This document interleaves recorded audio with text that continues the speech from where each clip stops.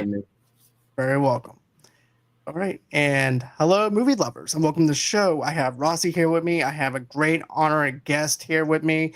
He's actually directed Chasing Amy. This is a documentary film based off of Kevin Smith's film. I have Sav Rodgers here, and I'm excited to have him here. So let's go on ahead. Let's welcome him to the show, and let's do this.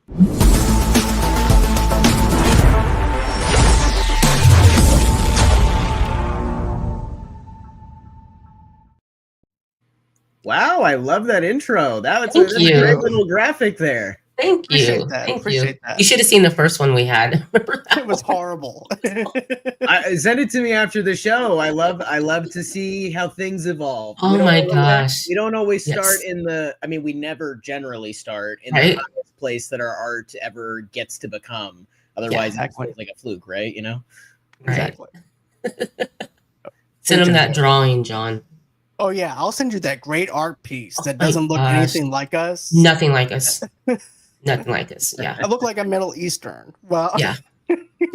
that's how. Who's that? You're right. Exactly. Who was that? It was bad. But I'll be glad to send that over to you. I appreciate it. But look, here's the thing. We really enjoyed your documentary. I felt like it was inspiring. I felt like, it made me realize, you know what? I want to get off my ass and start making something of my own. So I find it very inspiring. I've also felt like, I loved how you went on the TikTok. And then it starts off with something small like a TED Talk, and you didn't expect anything from it probably. And then all of a sudden you get the idea for the documentary. And, it's like one of those things of, I want to do this, but how do I get here, right? Right. Mm-hmm.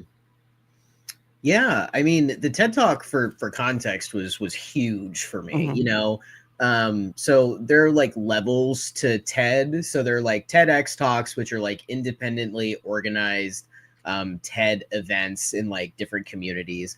And what I had stumbled into by complete accident was an opportunity to give a TED Talk at TED HQ, mentored by, some of the best and brightest in, the arguably the largest public speaking organization in the world. And so I was very honored to have the opportunity to do that and to tell my story, especially because, when I was in the residency, which was like this 3-month idea incubator, I was there with like renowned world professionals in their field. And I was, an early career filmmaker wanting to tell a personal story. And the great thing about that group of people, all of whom I love dearly, and I really cherish that time in my life where I got to learn from all of them and to be in that space and be creative every day, was the fact that they made me feel like I was supposed to be there. It was the first time in my life I had ever felt imposter syndrome, but they just made me feel so supported when we were there. And the reason that I had gotten the opportunity to give the TED Talk was because I just had this idea for a Chasing Amy documentary in my back pocket. So when they asked me in my interview, they were like, "Hey, we really like you, but we haven't heard an idea for a TED Talk." And I was like, "You're so right," because I don't have one. They were like, "Well, if you had to give one tomorrow, what would it be about?" And I told them about my personal relationship with Chasing Amy and the life-saving impact of storytelling. And, they took a beat after hearing that, and they were like, "That was the most narrow, specific idea for a TED Talk we've ever heard. We'll let you know in 3 weeks." And then 3 days later, I found out that I got it and that I was going to get to move to New York and participate in this program. And it was the institutional credibility that I needed to be able to like properly launch the documentary, because I didn't know anybody involved in Chasing Amy at that time. I hardly had any industry connections outside of regional film festivals. And so TED gave me so much, but also I was the engine, because I was like, I'm going to do this. I'm going to figure it out.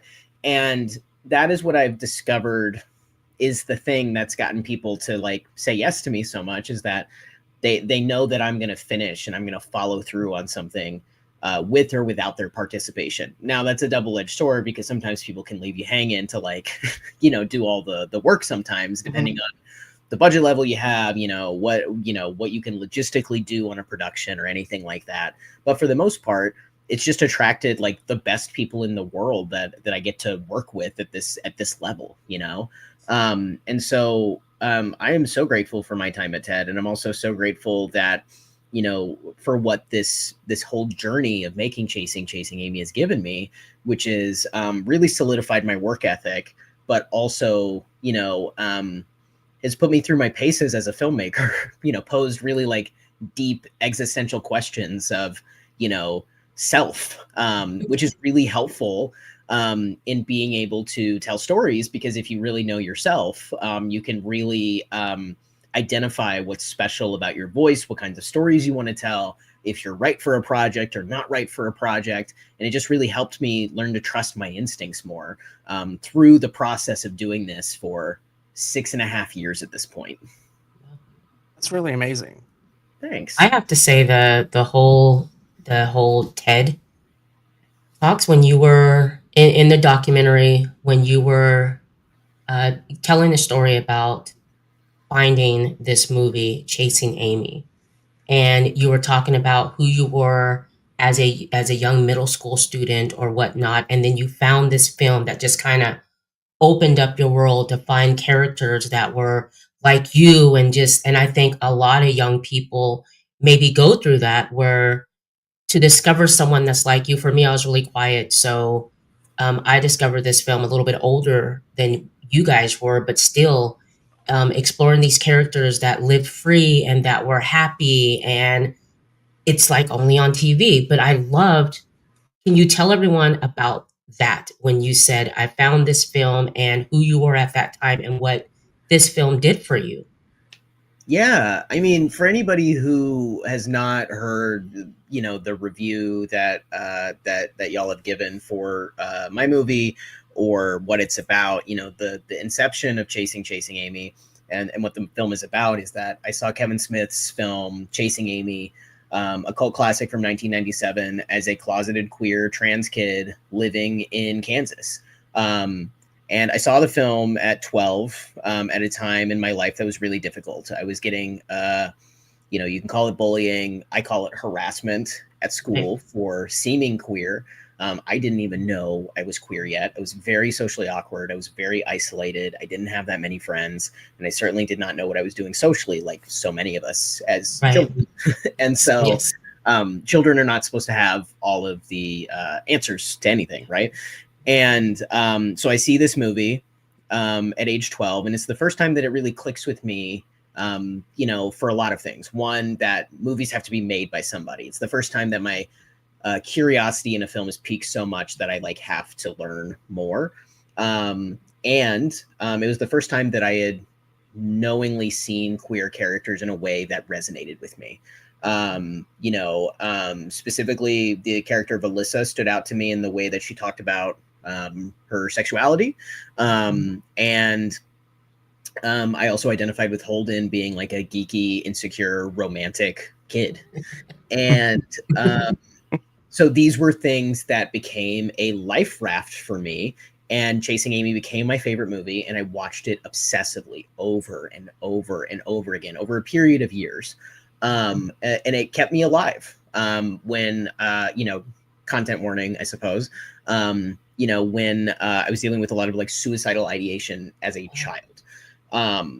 Now, these are the facts of my life, and Chasing Amy took up a whole lot of space at a time where I didn't feel like I had a lot of things like community or acceptance or, you know, the things that kind of, as an adult, you kind of come to, ideally, you come to have as like a toolkit. I didn't have that toolkit as a kid who was deeply alone and isolated. And so Chasing Amy became this life raft for me, and I just became fixated on it, and it became my favorite movie. And I was having a really hard time in school. And when I tell this story, like, you know, I don't think there's anything necessarily special about my circumstances, because I think as kids we're often prone to, you know, being teased or picked on, Right. feeling Yeah. feeling depressed, feeling anxious. Yeah. Oh You yeah. know, I think we've all seen Inside Out at this point, Yeah. right? These Right. are very normal emotions. Normally, you just don't want to kill yourself, or maybe you do. You know, I can't speak for everybody. So the thing that was remarkable about this, I think, was that through Chasing Amy, I found a vocation through fandom. I see this movie and I see a possibility for my future where I otherwise do not see one. Now, this is a story that is as old as time, regardless of your background. You don't have to be queer. You don't have to Right. be. The amount of people who I met or who worked on Chasing Amy who told me that they became filmmakers or they got interested in the business because they saw Clerks. This is the same thing applied, right? Right. Through a different lens. And so I think we all have this, and I think this is why Chasing Amy is a worthwhile watch for anybody, regardless of where you're coming from, is typically if we're obsessed with stories, there's like one that got us really hooked and excited. It gave us a sense of purpose or direction, or it helped us hold on a little longer, or it helped us get us through a hard time in our lives, or it helped us figure ourselves out. Right. Storytelling is an oral tradition as old as language exists. Yes. And cinema, as I believe Scorsese said, is like the ultimate vehicle for empathy, because of its, because of what it can make you feel. And so that's what Chasing Amy did for me. And so Chasing Amy explores my coming of age against the backdrop of Chasing Amy first when I'm 12. And again, when I am making a documentary about the legacy of this film among queer people, because not everybody felt so hunky-dory in the queer community as I did about Chasing Amy. There was some controversy because of the relationship between Ben Affleck's character Holden and Joey Lauren Adams' character Alyssa. Joey Lauren Adams' character Alyssa is a self-identified lesbian at the beginning of the movie, and she enters this romantic relationship with the main character Holden, who's a stand-in for Kevin Smith. And so what I found fascinating about Chasing Amy is that it's this like cultural Rorschach test. Like no matter where you're coming from, you have this like really strong reaction to it. And so there was this interesting conflict of like, well, this is a movie that saved my life, and it is a movie that not all queer people feel so hunky-dory about. So where do we go from here? And so that's the jumping off for Chasing Amy. And then it becomes this like deeply personal story about me coming of age against the backdrop of it. And that's kind of where everything started, from me as a kid to where the story ends up. Right.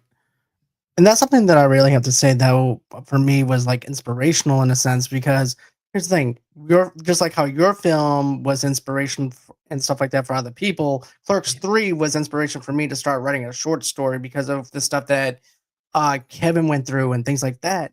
But I also want to touch on this. Like, I like how you covered the positives and then you also covered the negatives as well. Because here's the thing. I actually watch a lot of documentaries where it's like, let's just be positive all the time. I'm like, you can be positive, but you also have to talk about the negatives too, because the negatives is also what helps you identify about who you are.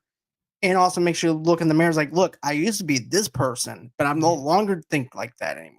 Right. And that, because of that experience, I'm now shape-shifted into something different, and I think differently.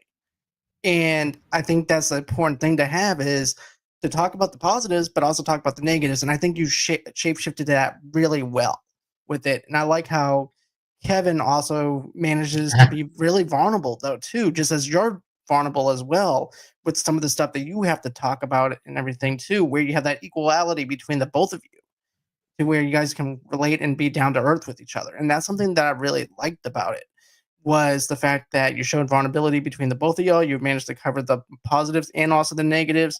And that's why there's so much of a reach for this documentary, that this is why I fell in love with it. This is why I liked it.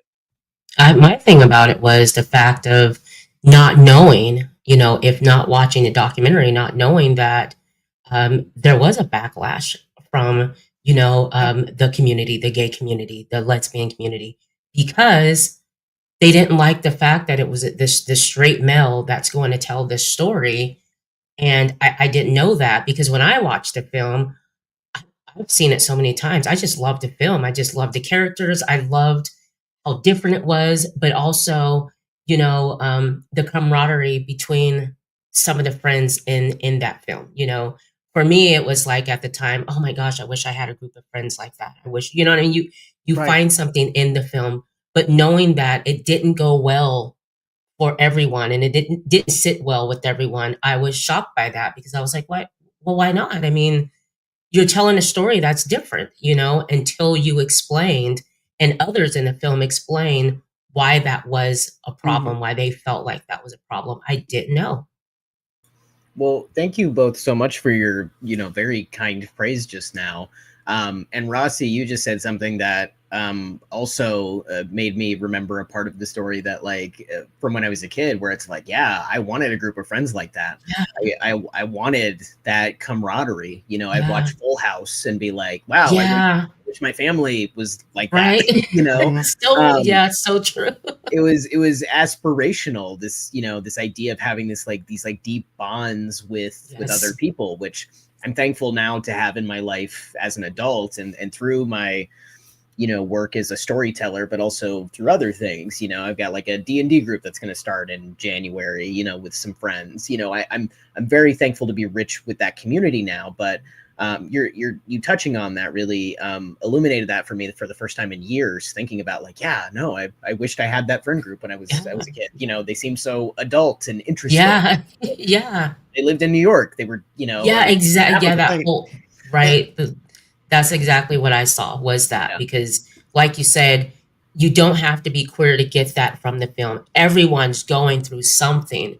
Yeah. And me as a young person, kind of a loner, watching that film because I was a loner, so I watch movies all the time, and I would live through some of those movies. Like you said, there's some where you just like hold dear to you. Well, when I discovered Chasing Amy, I loved her. I loved the characters. And I just, like you said, in this city, so I would fantasize about when I get older, maybe I'll have a group of friends like that. And maybe we'll be tight like that. And it'll be, so I got that from the film and having you explain that. And even, like you said, as a kid, being thrown names that you don't even know who you are at 12.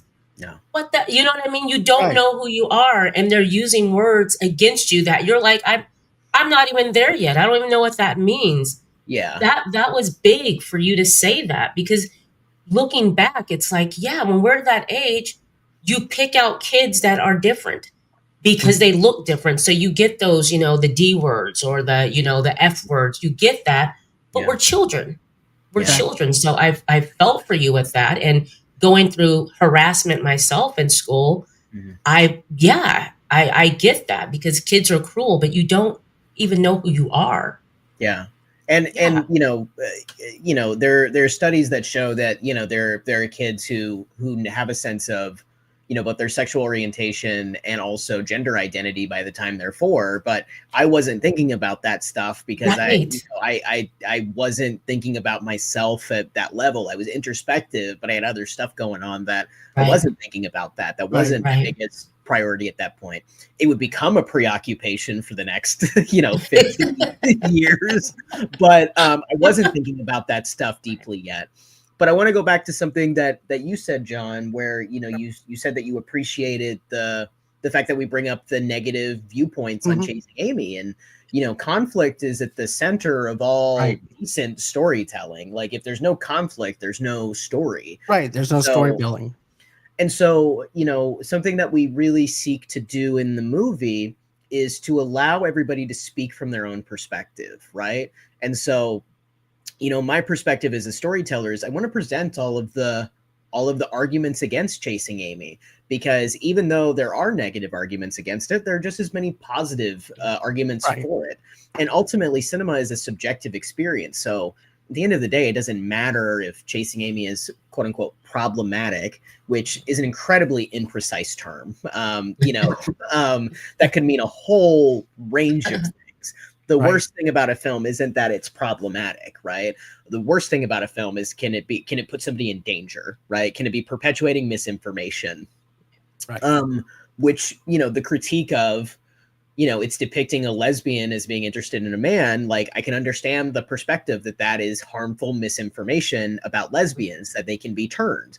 But the way that Melissa describes her experience as she talks about her own sexuality is more akin to what we would call bisexuality or pansexuality for the most part, and also there's a fluidity of sexuality that people express today that was far less expressed in mainstream media in 1996 when this movie was Right. filmed, in 1997 when this film came out. The month that Chasing Amy came out is the month that Ellen DeGeneres came out as a lesbian on her sitcom. And we Right. all know what happened there, where she was fired, kicked out of show business for a bit. Yes. And the name Ellen went from being a very popular girl name to having a very downhill spike in popularity.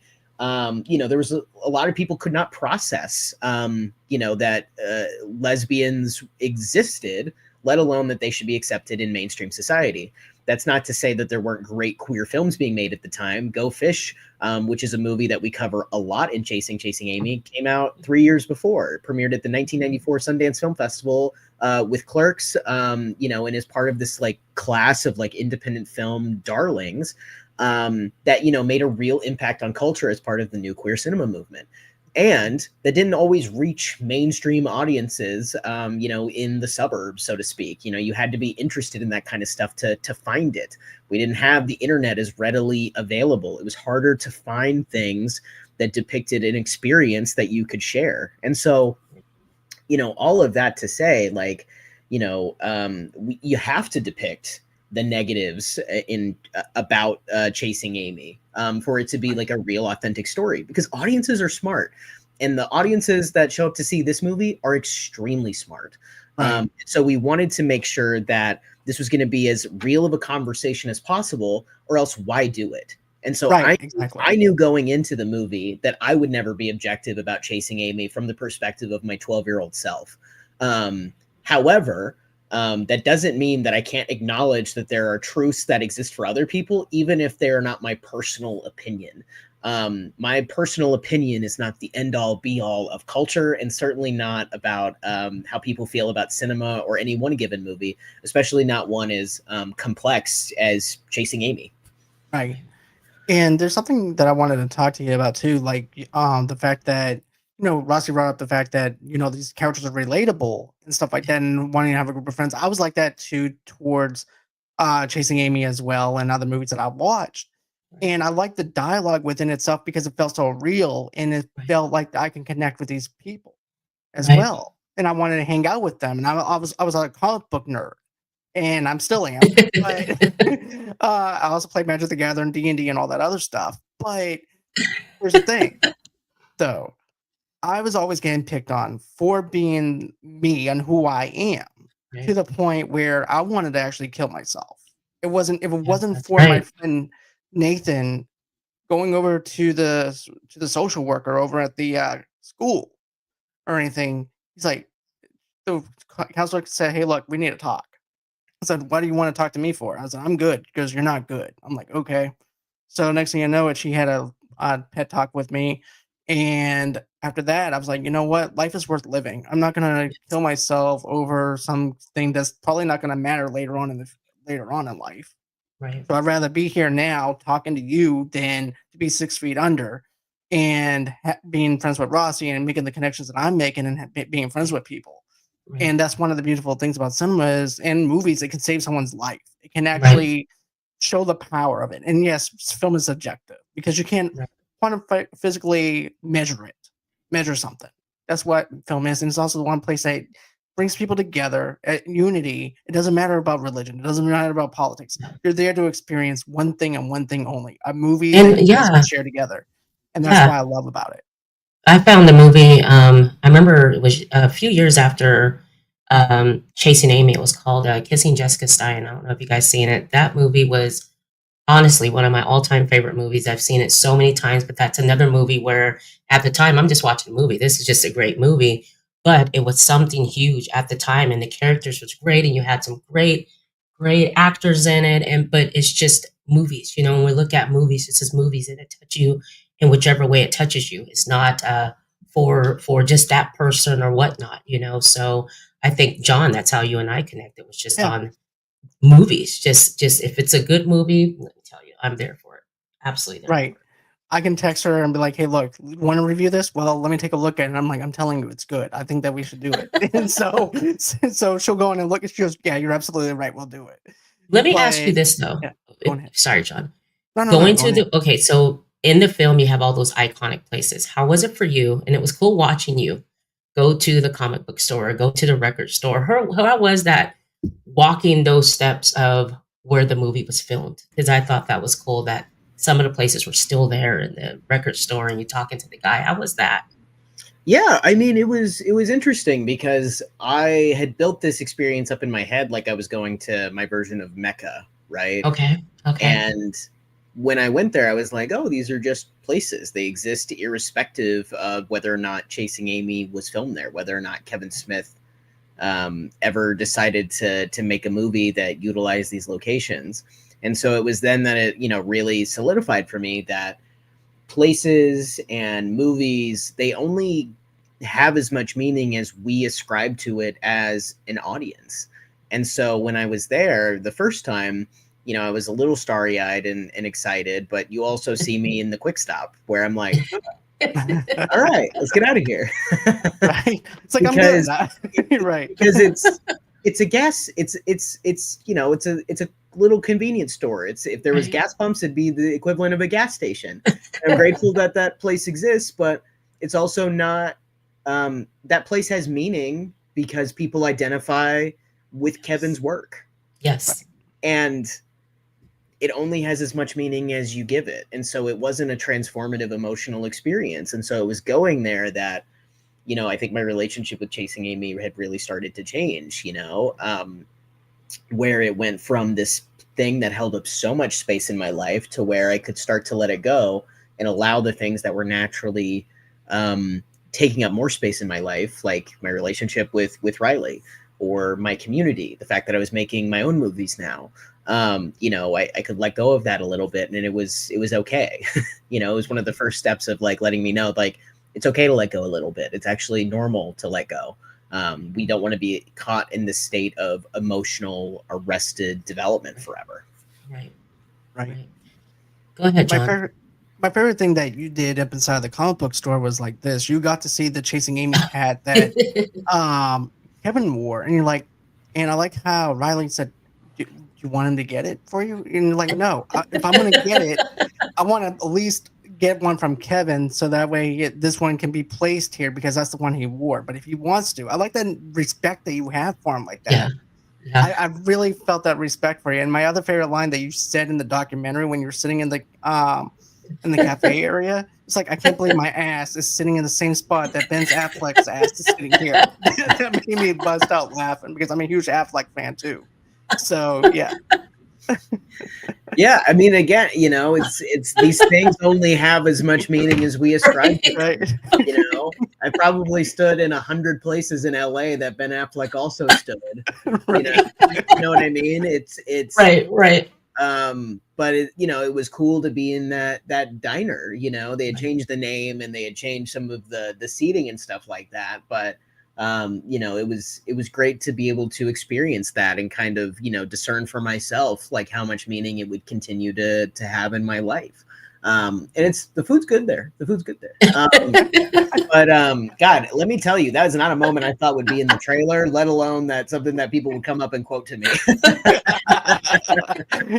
I was deliriously sick that day where, a lot of people think, when they're watching the movie, there are a couple of scenes where like my voice cracks and they think that's from second puberty, which is a thing when you go through puberty a second time. But really it was because my voice was so hoarse from being so sick in the middle of shooting. This was before COVID hit, by the way. Oh wow. It was not COVID. I had basically given myself, long story short, I had gotten the Sundance flu in January. We had shot those in February of 2020.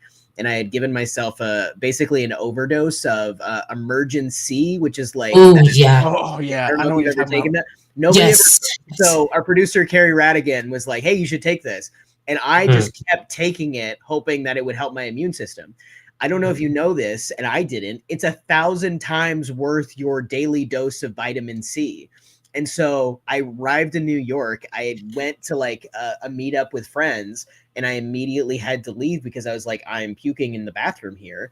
And my voice was just raw from that. So unfortunately, not second puberty, but rather just being sick. So when I'm like sitting there, and both times I went to New Jersey for this, I was deliriously sick.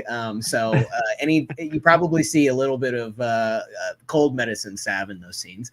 But had I known that it would end up in the trailer, maybe I would have been a little more buttoned up. But you know what? It's fine. We make movies, and you see me through a lot of different periods. I just thought it was life. an emotional thing for you. I'm like, oh, okay, he's being a little emotional or whatever. So really, no. So I'm like, okay, I guess it's me. It's moving. It's really me. I'm interested that you interpreted it that way, but it's really me just making peace with the fact that, again, these places only have as much meaning as we give them, and I'm also so sick. Right. But meeting Kevin Smith, though, how was it? Like, that's the first time you ever met him? Yes. Okay. We had spoken on the phone that you kind of see for a second, in the documentary, and then we had texted here and there because trying to figure out when we would get to meet in person. And Kevin was game for all of it. So he asked, like, do you want me to answer the door? Do you want to find me in the house? And I was like, oh, I'd love to find you in the house. And so we get to walk up the stairs and go up to his office. And everything you see in the movie with Kevin is 100% legitimate, 100% how I felt. Where I was so elated that it was all coming together and that he wanted to talk to me and participate in this documentary, because, it takes a lot of guts to participate in a documentary that's going to critique you a bit. Right. I don't know a lot of filmmakers that would participate in a documentary that's like, hey, your work is considered problematic by some. Do you want to talk about it? And most of them would be like, fuck no, I don't want to do that.